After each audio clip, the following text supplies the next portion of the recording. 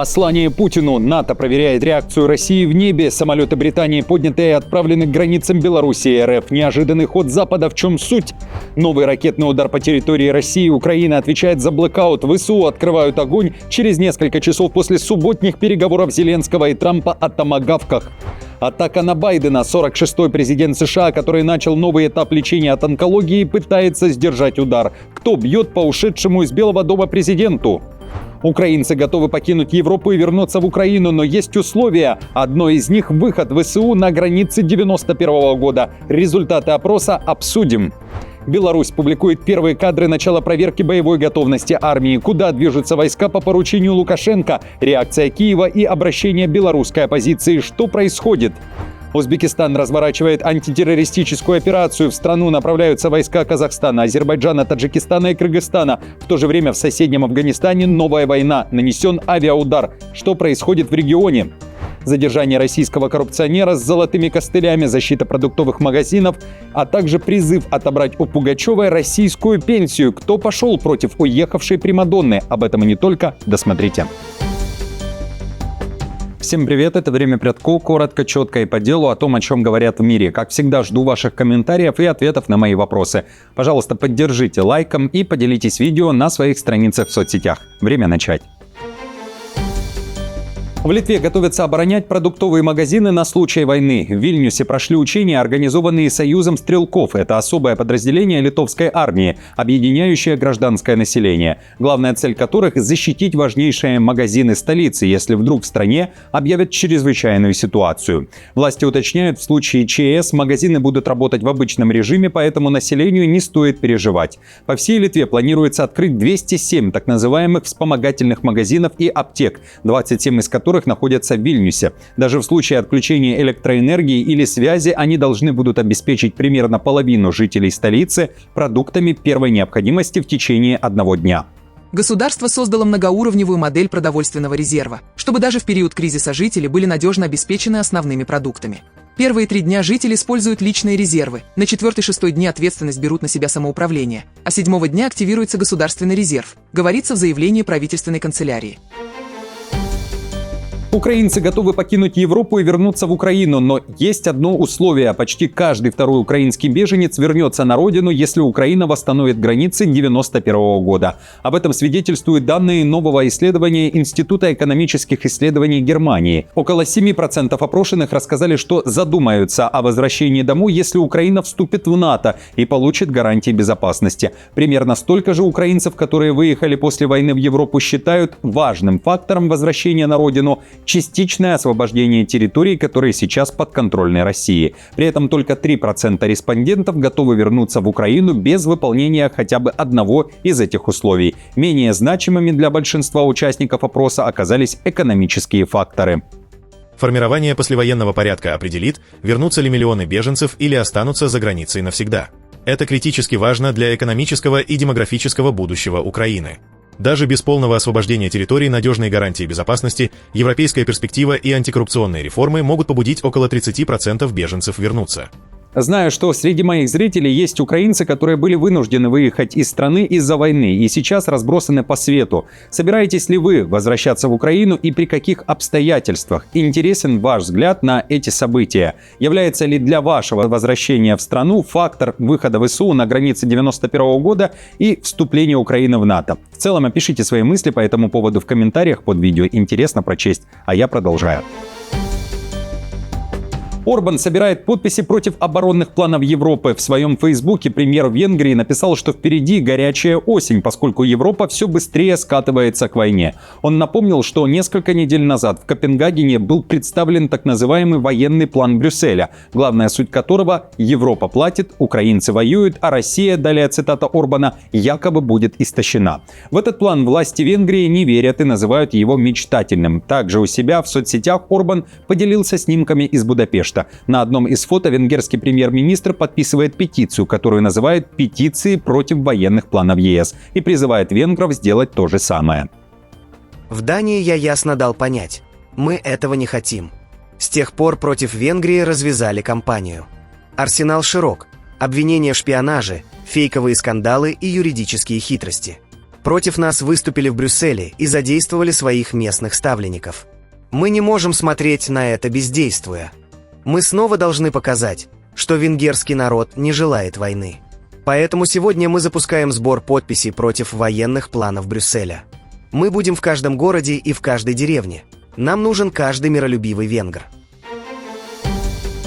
Ракетный удар по территории России. Украина отвечает за блэкаут в украинских городах. ВСУ атаковали Белгородскую область. Серия взрывов прозвучала поздним вечером 11 октября. Целью вновь была ТЭЦ, писали украинские медиа. В то же время губернатор области Гладков сначала заявил, что все ракеты были сбиты средствами ПВО, а после признал проблему. В сети в этот момент местные жители публиковали видео и сообщали об обесточивании в городе. Уважаемые жители области, после последнего вражеского обстрела возможны кратковременные веерные отключения электроэнергии. Нанесен был удар БПЛА и по Донецку, в частности по ТЦ «Сигма», некогда Ашану. За несколько часов до начала этих ударов Зеленский созвонился с Трампом. Связь между Киевом и Вашингтоном длилась около получаса. На Банковой заявили, что Белый дом знает о российских ударах по украинской энергетике, и Трамп выразил готовность поддержать Киев. Зеленский заявил, далее цитата, «Есть сильные идеи, как реально укрепить нашу защиту». Конец цитаты. Я поздравил президента Трампа с успехом и с Ближневосточным соглашением, которое он действительно обеспечил, это сильный результат. И если удалось остановить войну в том регионе, значит, можно остановить и другие войны, включая эту российскую. При этом западные медиа со ссылкой на свои источники пишут, что под сильными идеями, которые могли бы усилить возможности Украины, подразумеваются томагавки с дальностью полетов 2500 километров. Об этом пишет издание Axios, уточняя, что одной из целей будет и Москва. Ракеты «Томагавк» позволили бы Украине наносить удары в глубине территории России, включая Москву. Украинская сторона утверждает, что наличие таких вооружений помогло бы заставить президента России Владимира Путина сесть за стол переговоров. Источники подчеркнули, что окончательного решения по этому вопросу пока не принято. Украинские же СМИ со ссылкой на свои источники также пишут, что Трамп и Зеленский обсуждали томагавки, но при этом говорили и о вариантах поставок Украине ЗРК «Патриот».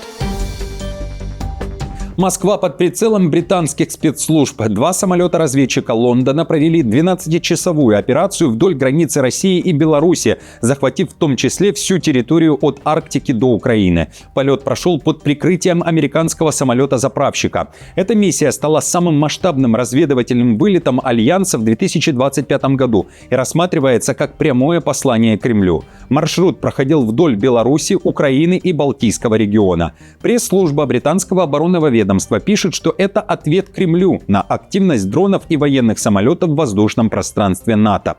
Западные аналитики называют полет проверкой реакции России и демонстрацией готовности НАТО действовать единым фронтом. По данным источников, британские экипажи отработали сценарии радиоэлектронной разведки и контроля воздушного пространства у границ Российской Федерации. В Лондоне подчеркивают, миссия – это часть стратегического плана перемен по укреплению и союзной безопасности. В дипломатических кругах называют операцию жестким сигналом Путину. Это была масштабная совместная операция с нашими союзниками из США и НАТО. Она не только обеспечила получение важной разведывательной информации, усилив осведомленность наших вооруженных сил, но и направила мощный сигнал единства НАТО Путину и нашим противникам. Я хочу поблагодарить выдающихся британских военнослужащих, которые выполнили и поддержали эту успешную миссию вместе с нашими союзниками. Их неустанная работа делает Британию безопасной, защищенной дома и сильной за рубежом. Отмечу, что в России на момент записи выпуска не реагировали на данное сообщение из Лондона. И напомню, 3 недели назад европейские лидеры, в частности министр иностранных дел Польши Радослав Сикорский, обращался к Путину и заявил, что страны НАТО будут сбивать российские самолеты или ракеты, если они нарушат их воздушное пространство. Беларусь опубликовала кадры начала проверки боевой готовности армии, которая была в срочном порядке объявлена по поручению Лукашенко. Десятки единиц техники уже выдвинулись в назначенный район. Куда именно, не уточняется. Но в Минобороны страны заявляют, что перед отправкой войск смотр готовности провел государственный секретарь Совбеза Александр Вольфович. На события в Беларуси уже отреагировали в Украине, в частности в Госпогранслужбе страны. Там заявили, что подобные проверки Минск устраивает не впервые за весь период большой войны. Поэтому необходимо трезво оценивать то, что происходит на территории Беларуси, и, соответственно, быть готовыми к развитию любых событий. Чтобы успокоить, рядом с нашей границей никакой активности не было и сейчас нет. В то же время это направление, как и раньше, остается для нас потенциально опасным. Узбекистан разворачивает антитеррористическую операцию в рамках военных учений «Единство-2025», которые пройдут в Самаркандской области. Началась и переброска войск из других стран. На маневры прибудут подразделения из Азербайджана, Казахстана, Таджикистана и Кыргызстана. В частности, в Минобороны Азербайджана рассказали, что во время учений страны-участницы хотят повысить профессиональный уровень военнослужащих, отработать основные действия в рамках условной антитеррористической операции и обеспечить устойчивый мир в регионе. Учения «Единство-2025» продлятся до 21 октября. При этом один из ведущих новостных телеканалов и сайтов соседнего с Узбекистаном Афганистана пишет о начале масштабных боевых действий на границе с Пакистаном. Талибы атаковали пакистанские пограничные позиции, военные базы с нескольких направлений. В том числе был нанесен авиаудар. Ожесточенные бои идут в провинциях Кунар, Нангархар и Гельманд. Сообщается, что среди пакистанских военных уже есть погибшие и пострадавшие, уточняют медиа, также напоминая о том, что ранее Минобороны Афганистана обвинила Пакистан во взрывах в Кабуле и Пактике. Кроме того, в Минобороны Афганистана заявили, что операция направлена против объектов, используемых для запуска беспилотников на территории Афганистана и нарушения его воздушного пространства. Обращение к Лукашенко. Белорусская оппозиционерка Светлана Тихановская требует от Минска раскрыть данные о том, где находится оппозиционер Николай Статкевич, который 11 сентября был среди 52 освобожденных заключенных по соглашению между администрацией Трампа и Лукашенко. Политик тогда отказался покидать Беларусь. В последний раз его видели на границе с Литвой, в то время как другие освобожденные пересекали кордон. Тихановская называет Лукашенко режимом и требует, чтобы он дал ответ. Прошел месяц без каких-либо новостей о Николае Статкевиче после того, как он отказался от принудительной депортации из Беларуси и был увезен. Режим должен немедленно сообщить, где он находится, и обеспечить контакт с его семьей и адвокатом. Николай Статкевич и все политические заключенные должны быть освобождены. Напомню, что правозащитники вновь признали Статкевича политзаключенным. Amnesty International потребовала немедленно раскрыть его местонахождение и гарантировать безопасность. При этом в сентябре Лукашенко упоминал в своей речи Статкевича, заявив, что тот вышел из тюрьмы в плохом состоянии, а после того, как отказался ехать в Литву, его забрали. «Не бросит же его», — сказал Лукашенко. Но где именно находится мужчина, с тех пор неизвестно.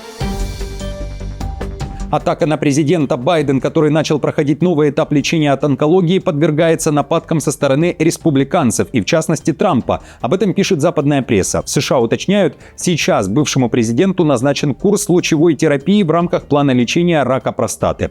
Напомню, о своем диагнозе 82-летний Байден сообщил в мае этого года. Вашингтон-Пост, ссылаясь на окружение Байдена, пишет, что он нелегко привыкает к обычной, более спокойной и непубличной жизни. Он до сих пор уязвлен тем, что его вынудили выйти из президентской гонки 2024 года. Как отмечается в материале, с момента, как овальный кабинет занял Трамп, большинство демократов хотели бы, чтобы Байден оставался в стороне. И бывший президент в целом это пожелание соблюдал. Однако он по-прежнему жадно поглощает новости и регулярно спорит с небольшой группой своих соратников о том, реагировать ли на последнее заявление или действия Трампа. Байден болезненно воспринимает отношения демократов после ухода с поста. Лишь немногие защитили его от нападок Трампа. Особенно холодные отношения сложились с теми, кто присматривается к выборам 2028. Самый болезненный удар нанес бывший вице-президент Камала Харрис, ставшая соперницей Трампа. В своей книге она назвала решение о переизбрании Байдена безответственным. Байден, по словам источников, был задет, но решил не отвечать публично. Побег с золотыми костылями. В России задержали главу одного из районов Краснодарского края Сергея Леся. Его подозревают в многочисленных аферах с государственной землей. Чиновник пытался сбежать на микроавтобусе, пишут российские паблики. С собой он прихватил семью и 100 миллионов рублей наличными, а еще 12 килограммов золота, сообщает телеграм-канал Мэш. Все золото предприимчивый Лесь переплавил и замаскировал под железнодорожные костыли-гвозди, которыми скрепляют рельсы и шпалы. Также силовики нашли у задержанного 7 запечатанных айфонов. По данным МАШ, глава Крымского района был задержан из-за махинаций с земельными участками. Он якобы оформил на родственников и знакомых 109 государственных участков стоимостью 2 миллиарда рублей. Впоследствии земля была использована для строительства торговых и офисных центров, кафе и ресторанов. Как считаете, каким должно быть наказание для подобных персонажей? Неужели вновь опыт Китая? Делитесь своим мнением в комментариях под этим видео. Пугачеву могут лишить российской пенсии, забрать у певицы выплаты, предлагает общественная организация культурно-исторической памяти и духовно-нравственных ценностей «Зов народа». Там говорят, что люди, которые якобы ненавидят Россию и фактически отказались от своей родины, не должны получать материальную поддержку РФ. По данным СМИ, несмотря на проживание за границей, Пугачева по-прежнему получает российскую пенсию, ее размер около 67 тысяч рублей в месяц. Кроме того, звезде выплачивают денежную надбавку за звание народной артистки России. Как пишут СМИ, эти деньги Пугачева тратит на оплату коммуналки в России.